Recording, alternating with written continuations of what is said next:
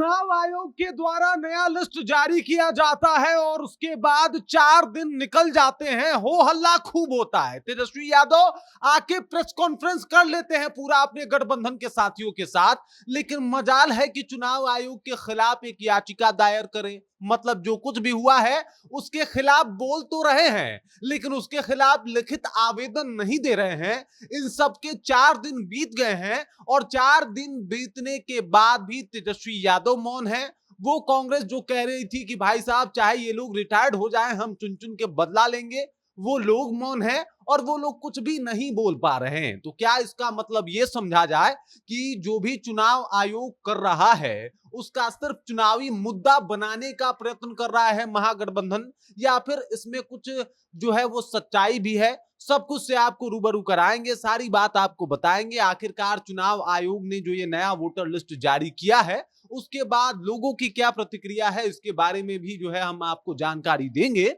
लेकिन उससे पहले मेरा परिचय जान लीजिए। मेरा नाम है रजत और आप जनता जंक्शन देख रहे हैं। आपको याद है ना किस तरीके से तेजस्वी यादव मोबाइल दिखा दिखा के बता रहे थे कि भाई साहब चुनाव आयोग तो वोट काट रहा है, चुनाव आयोग लोकतंत्र के ऊपर हमला कर रहा है। अरे भाई जब इतना कर रहा है तो जाके वो एफआईआर कर दीजिए, जाके चुनाव आयोग के खिलाफ एक लिखित आवेदन दीजिए जो ये लिस्ट आया है। यहां तक कि आपको बता दूं सुप्रीम कोर्ट ने ये तक कह दिया था कि अगर किसी भी ऐसे इंसान का नाम कटता है जिसके जो इंसान है, तो भाई ऐसे 15 लोगों को ला दीजिए, हम एकदम से इस प्रक्रिया को जो है वो रद्द करवा देंगे। यानी ये जो वोटर पुनरीक्षण कार्य हो रहा है उसको हम रद्द करवा देंगे। लेकिन अफसोस की बात, ये सब कुछ विपक्ष को बोलता है कोर्ट, लेकिन 15 लोग भी नहीं जुटा पाया है विपक्ष। और इसके बाद भी विपक्ष का कहना है कि भाई साहब चुनाव आयोग लोकतंत्र को खत्म करने की कोशिश कर रहा है, वो भी भाजपा के इशारों पे। ये सब कुछ जो है वो दावा किया जाता है। और अब देख लीजिए जो नया वोटर लिस्ट है उसे जारी कर रहे हुए 4 दिन बीत गए हैं और अब धीरे धीरे तेजस्वी यादव खुद फंस गए, प्रेस कॉन्फ्रेंस करके खुद फंस गए। बेचारे का 2-2 वोटर आईडी कार्ड खुद निकल गया, अब उसके ऊपर सफाई देना इनको जो है वो पड़ रहा है। लेकिन अभी तक चुनाव आयोग के खिलाफ एक लिखित आवेदन इन्होंने नहीं दिया है। तो क्या ये समझा जाए कि तेजस्वी यादव सिर्फ और सिर्फ वोट बैंक की राजनीति के लिए, या फिर बिहार में एक माहौल बनाने के लिए कि भाई साहब चलिए अभी चुनाव है, कुछ ऐसा बोला जाए जिसके ऊपर घेर लिया जाए? ये सब कुछ क्या उसी का एक हिस्सा है या वाकई इससे कुछ लेना देना है? आपको बता दूं कि अभी तक यानी इन 4 दिनों में लगभग 2000 मामले जो है वो लोग जो है बिहार की जनता जो है उसके द्वारा दिए गए हैं कि भाई साहब हमारे जो वोटर आईडी कार्ड है उसमें गड़बड़ी है, उसको सुधारा जाए।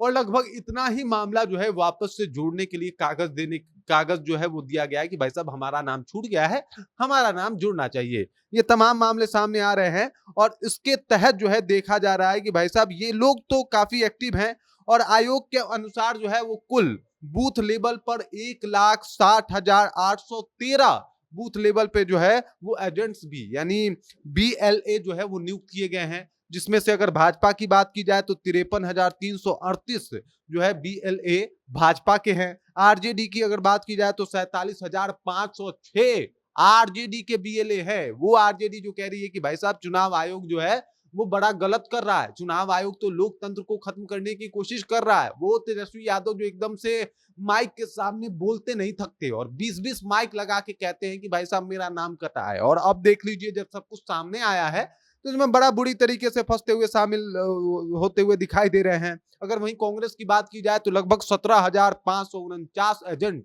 कांग्रेस के भी हैं। इसके अलावा अगर बात किया जाए तो सीपीआई के जो है CPI-ML के 1,496 हैं, CPM के 899 हैं, रालोजपा के 1,913 हैं, लोजपा रामविलास के 1,210 हैं, रालोजपा के 270 हैं, भाजपा के 74, NP के 7, आम आदमी पार्टी के 1 बूथ लेवल का एजेंट है। और ये सब एजेंट इसके ऊपर काम कर रहे हैं कि भाई साहब कोई वाजिब इंसान का जो है किसी भी तरीके से नाम ना कटे और उन लोगों का जो है वो कहीं ना कहीं मतगणना में जो है नाम हमेशा रहे, उनका वोटर लिस्ट में नाम रहे। ये भाजपा वाले भी हैं, आरजेडी भी वाले हैं, लगभग बराबर की संख्या में हैं। लेकिन उसके बाद भी मुंह खोले और भक्त से बोले, कुछ भी आरोप लगा दिया। लेकिन मजे की बात 4 दिन हो गया है, कुछ भी लिखित तौर पे याचिका दायर नहीं किया गया है, कुछ भी लिखित तौर पे आवेदन नहीं दिया गया है। मतलब धीरे धीरे ये लोग मान भी रहे हैं कि भाई चुनाव आयोग ने कुछ गलत नहीं किया है, कुछ गड़बड़ी नहीं किया है, और जिन लोगों के साथ गड़बड़ी हुई है यानी किसी का अगर नाम छूटा है तो वो दोबारा आवेदन